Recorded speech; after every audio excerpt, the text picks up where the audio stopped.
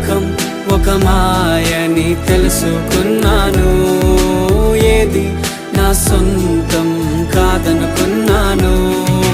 తప్పిపోయిన కుమారుని నేనైతే నా కొరకై నిరీక్షించే తండ్రి నా యేసు.